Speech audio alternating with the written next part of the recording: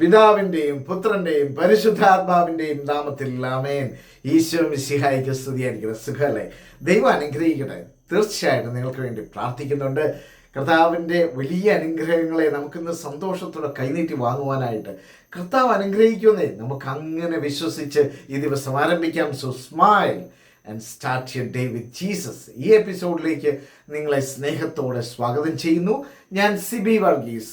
ഇന്നലെ പഠിച്ച വചനം പുറപ്പാട് പുസ്തകം അതിൻ്റെ 15-ാം അധ്യായം 2-ാമത്തെ വചനമാണ്. അതിങ്ങനെയാണ് പറയുന്നത്: കർത്താവ് എൻ്റെ ശക്തിയും എൻ്റെ സംരക്ഷകനുമാകുന്നു. കർത്താവ് എൻ്റെ ശക്തിയും സംരക്ഷകനുമാകുന്നു. അവിടുന്ന് എനിക്ക് രക്ഷയായി ഭവിച്ചിരിക്കുന്നു. അവിടുന്ന് എനിക്ക് രക്ഷയായി ഭവിച്ചിരിക്കുന്നു. അവിടുന്നാണ് എൻ്റെ ദൈവം. കർത്താവിൻ്റെ സ്വന്തമായി തീരാൻ ആഗ്രഹിക്കണം. വേറെ ആരുമല്ല നമുക്ക് ഉള്ളത്. അവിടുന്ന് ദൈവം, നമ്മുടെ ദൈവം.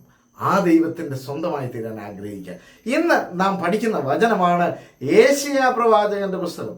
യേശയ്യാ പ്രവാചകന്റെ പുസ്തകം 58-ാം അധ്യായം 11-ാമത്തെ വചനമാണ്. The book of the prophet Isaiah, chapter 58, verse 11.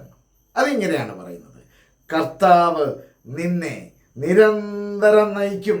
കർത്താവ് നിന്നെ നിരന്തരം നയിക്കും. മരുഭൂമിയിലും സമൃദ്ധി നൽകും.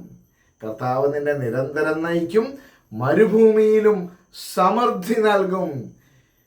അതിനുശേഷം പറയുകയാണ്: നിന്റെ അസ്ഥികളെ ബലപ്പെടുത്തും. തളർന്നു പോകുന്ന സാഹചര്യത്തിൽ ബലം നൽകാൻ കഴിവുള്ളവനായ ദൈവം നിന്റെ അസ്ഥികളെ ബലപ്പെടുത്തും.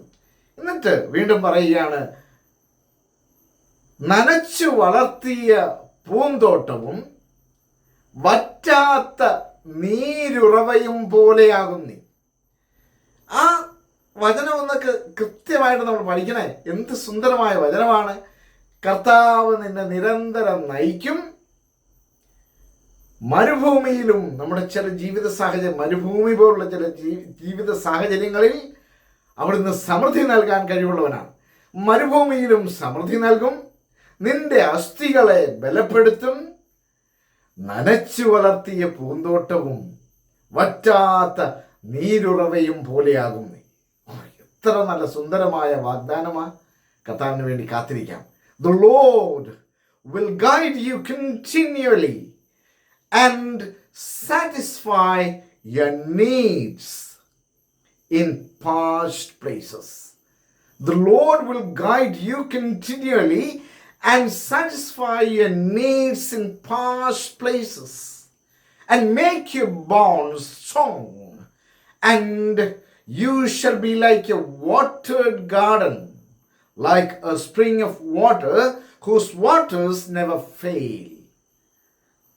വറ്റാത്ത നീരുറവയാകുന്ന ഒരു സാഹചര്യം, നമ്മെ നട്ടു വളർത്തിയ, നനച്ചു വളർത്തിയ വ്യക്തിയായി തീരുവാനുള്ള ഒരു സാഹചര്യം കർത്താവ് നിനക്ക് നൽകും. തളർന്നു പോകരുത്. ഒരുപാട് പ്രശ്നങ്ങളുണ്ട്. തളർന്നു പോകരുത്. പ്രിയപ്പെട്ട സഹോദര സഹോദരി, ഞാനും നിങ്ങളുമൊക്കെ പ്രശ്നങ്ങളിലൂടെ കടന്നു പോയാലും കർത്താവ് നമ്മുടെ കൂടെയുണ്ട്. വിശ്വസിക്കാം. ആമേൻ.